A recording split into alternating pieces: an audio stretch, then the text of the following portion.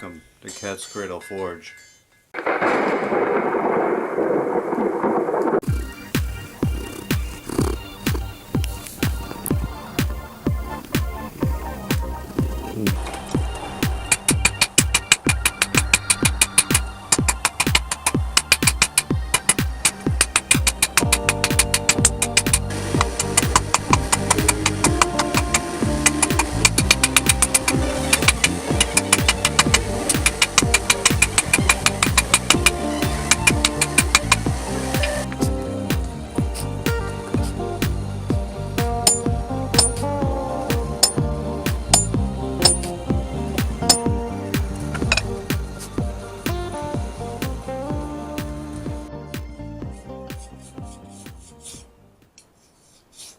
So here we are in the house, and we have this all cleaned up with a lot of file work and some hand sanding.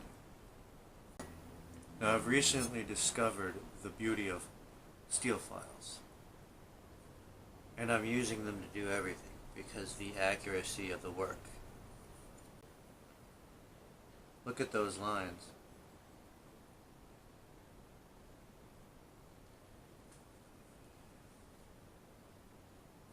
I could never achieve that bevel with the tiny sander, belt sander. Just it's too loosey-goosey, and it's good for removing most of the material, but not like fine tuning like this. So the file work and the hand sanding, you can tell this is going to be a folding knife. It's Damascus, more junk Damascus off of the ends, and yeah, didn't have enough to make a knife. Maybe I could make a hidden tang, but I want to try to make a folding knife that locks out of this. Now this came from the same tiny chunk as the tiny little bit that I put in here to make this sand my railroad spike knife, which now has its stand. It looks pretty cool. Little old railroad spike on there. It even has this notch in case you're using that but you want to put like another kind, a shorter kind. Boom. That's 100% sturdy built. It's held in by a screw, and it ain't tipping over. It's got this impressive wood grain in it. I think that's hickory. I'm not sure. There's something else, but there. All I gotta do is sell that. Okay, so we got this. Bling bling. I mean, I really saved this. I mean, it's from a chunk that was really bad and just lost. And over here you could see how it was. But I forged it with my hammer and got it into a knife shape. And then we worked it down with the files and everything and got it here. So now we're going to put it in the ferrochloride that we did not have before and see what kind of pattern we're working with before we forge out the whole folding piece, because I want to make this like raw iron with wood inlay or something really snazzy with the grain, and then this so it folds out, locks. I don't know how I'm going to make the locking mechanism. Probably a little thing that comes over made of spring steel. It's going to be complicated. That's why this is a filler episode, by the way, because I'm still working on the sword. Literally filing this entire blade down to perfection is taking a long time, so that I can heat treat that with the clay and everything. And I also have to dig a hole in order to do that because my quench bucket will not work. Yeah, so we're gonna dip this in the ferrochloride and see what we get. Here's our ferrochloride. We're just going to dilute the hell out of it right now.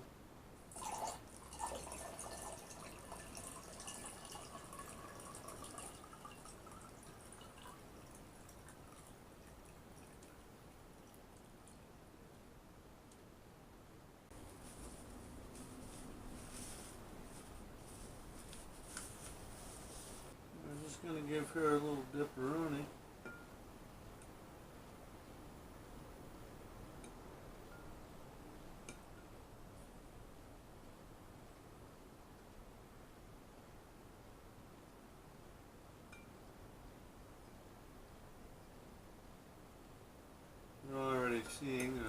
pattern, even though it's been watered down practically to nothing.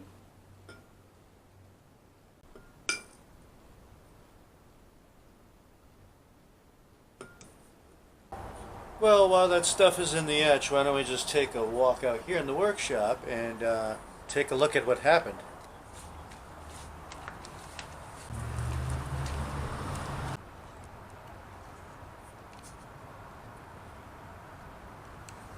Man.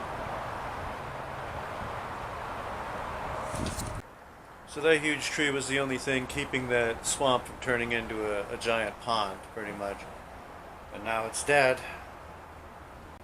We're just waiting for the other side to come crashing down at night. Boom! The whole house shakes. Ground still feels too frozen to dig a hole for the heat treating on the katana. Alright, so I came back in the house and this is what I found.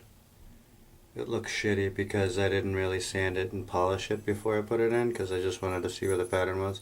There's going to be more sanding and polishing done on this by far. But now we know where the stuff is on that side. This side, not so much. But I can see it peeking through there. So I think a little more sanding and filing here. Just a tad. I mean, it is pretty thick for a folding knife. What a spine. Goes right around into there like that. You could tell this is just like a simple piece. Like I didn't even fold this. I should have folded it like, but then I would have even had a smaller chunk. I would have lost more material. That's the only problem with this stuff is it's like you lose a lot of material when you're pounding it and folding it, twisting it. So you gotta be so fast. And there's that. So that'll be some other episode when I forge the rest of this. It's going to be complicated. One of my #1 customers and closest friends, Karen, sent me this Damascus she bought from somewhere on the internet, Amazon, and it's a twist. See right here on the end it's not? That's where I'm going to forge out the tang, but like right here, it's like a really tight twist. Damascus. Not mine, someone else's, but that's one heck of a tight twist right there. Beautiful. And that just so happens I have this zebra knife scale wood left over from some extras that when I forged one of Earl's knives. So this and this should go pretty good together, I would say.